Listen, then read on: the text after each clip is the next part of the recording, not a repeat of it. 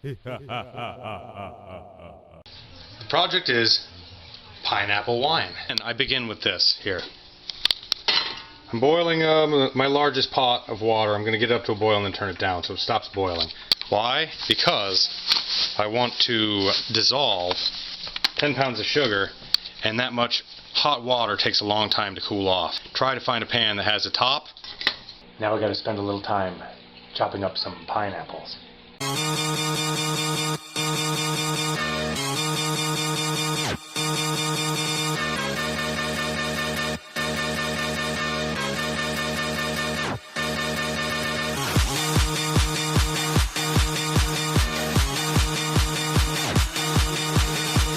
The water's ready for me to start trying to dissolve some sugar, so we're not quite boiling, see? But yeah, here we go. And I want to dissolve all this sugar, so I didn't fill this up real high. If you fill it up real high, when you put 10 pounds of sugar in it, you're going to overflow it. We're going to make sure that we get a... Now I don't really want this to boil, but I want it to be almost there. And now that it's cloudy right now, but it'll get clear pretty quick. Looking back at our sugar, you can see all the way to the bottom of the pan, just like that. Not cloudy at all, because it was on low for a little while. Now I'm just going to turn it off. Back to the pineapple massacre. That's heavy. Alright. This is I'm going to make sanitizer in. In order to make sanitizer solution, the recommended use is 1 teaspoon of sodium metabisulfite per gallon. We don't need to fill this up, because what happens is the fumes from the sodium metabisulfite are actually what do the sterilizing. So I'll put just a couple of gallons in here, and then I'll use 3 teaspoons of sodium metabisulfite to make the sanitizer.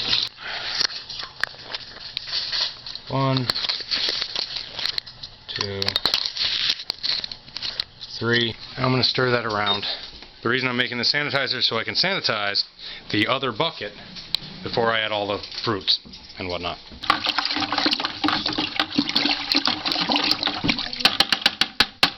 And we're going to make sure to cover it so it can sanitize the inside of the bucket. Then I'll put it in the other bucket. Cover that.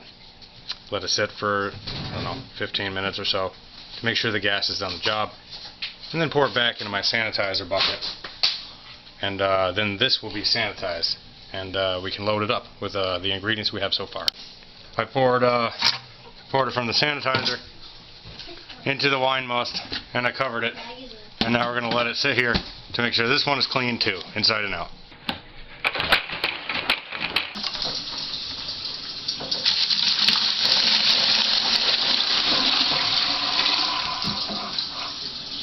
We don't need to rinse this out because that sanitizer is actually food safe, like I said. We're going to add our dissolved sugar water, which isn't totally cool yet, but it doesn't have to be, because we're not adding any other ingredients at this moment.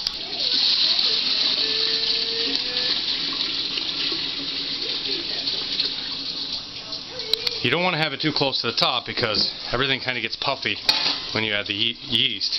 I'm going to top it off a little bit with some more water right from the faucet. That'll be okay, because we're going to add Camden tablets next when this is cooler. And what the Camden tablets do is they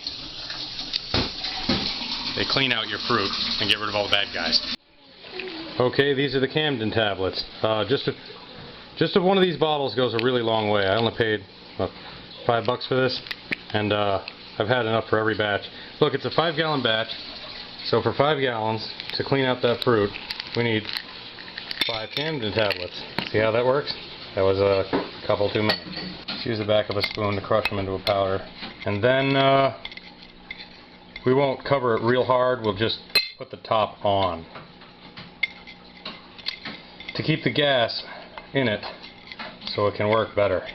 When we add the Camden tablets, we don't add any other ingredients until 24 hours later. That's because if you add your yeast at the same time or not long after, the Camden tablets will kill the yeast, and you won't have anything to make your wine into wine. some pretty well crushed Camden tablet here.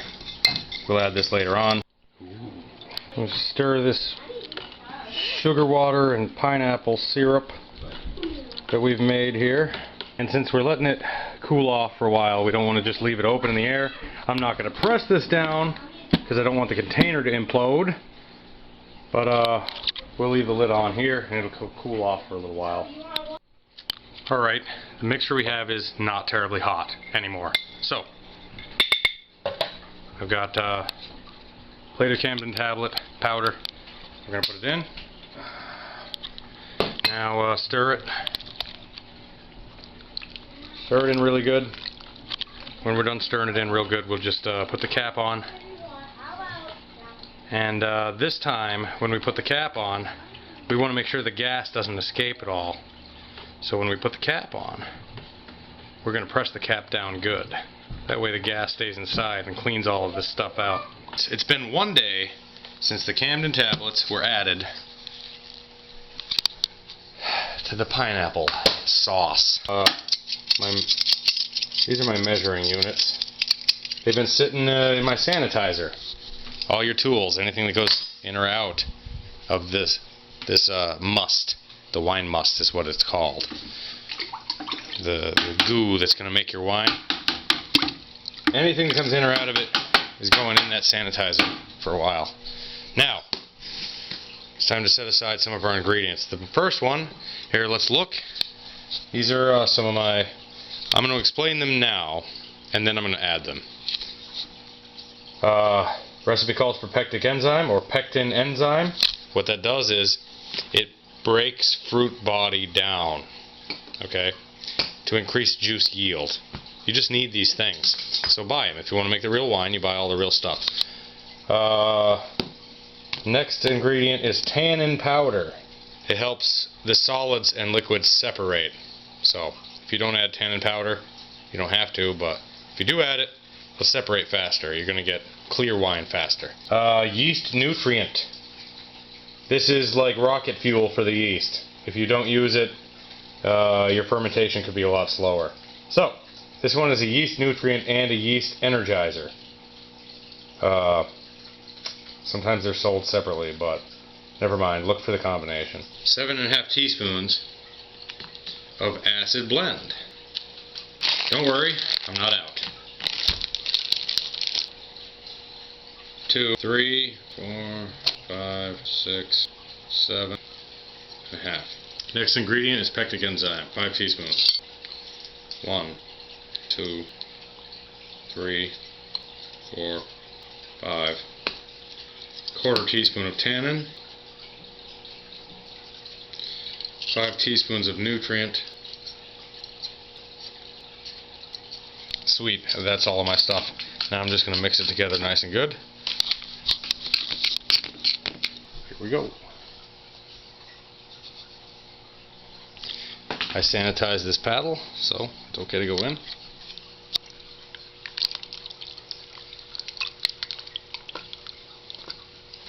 Of course, I've also washed my hands. I've said this before, and I'll say it again. Wash your goddamn hands. Before and after all your processes. Just do it. That's great. That's the additives. Now we have to start the yeast. Gotta have your trusty packet of yeast. I happen to be using Red Star champagne yeast. I've used it for a lot of different fruit wines. And it's pretty much a surefire deal with a high tolerance for making alcohol, honestly. Get some water. Lukewarm. I'm talking about, well, on the warm side. Just not hot. Super hot will kill the yeast. And cold will just make it sluggish. It won't start up right away. So, follow the instructions. Usually the package of yeast has instructions, but it's usually a 1/4 cup of warm water.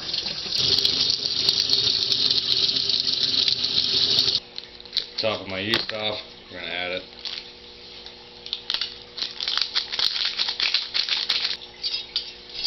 This was sanitized just before. We're going to stir this stuff in nice and good.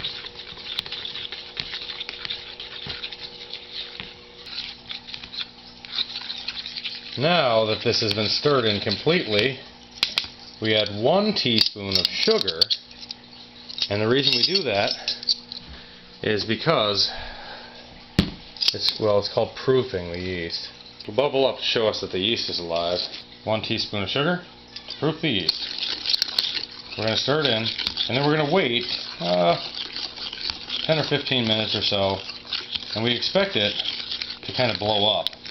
What it does is it gets puffy. It'll double in size with a bunch of foam because the yeast will get active, and then we'll continue from there. Actually, see how it's all puffy? It has actually doubled in size, which means we are ready to go. Into the mix you go. We're going to stir this bad boy. I'm going to share with you my extra special secret. Now all our ingredients are ready. And we're going to put this over here in my little room. Okay? Here's the secret. The room is warmer than room temperature because of a little electric heater. This room isn't very big. It's a pantry, actually. And what it'll do is, if it's a little bit warmer, the yeast will get more excited more quickly. The only other thing we have to do for this thing to sit, it's ready to sit now. The only other thing we have to do, no lid, but for the first week now, this stage is going to stay in a week. And we're going to stir it twice a day.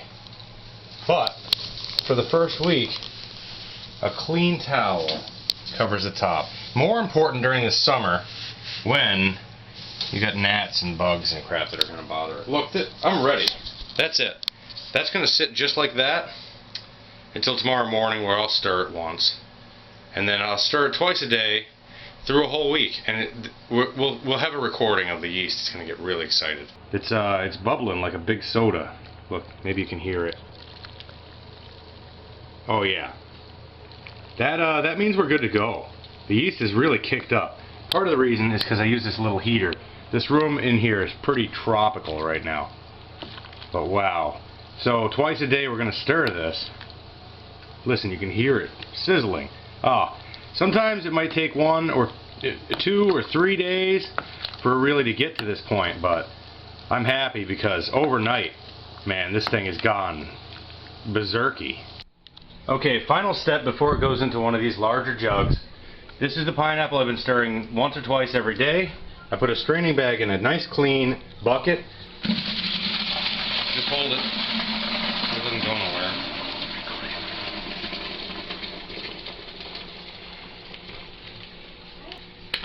Now, all I'm going to do is lift this up and squeeze out and drain as much of this as I possibly can. Then this can be put into a sanitized carboy with a vapor lock on the top, and it can sit and wait just like the others are for a long time until it's ready to bottle, months from now. That's it. That's the pineapple wine. This is the strained pineapple going in.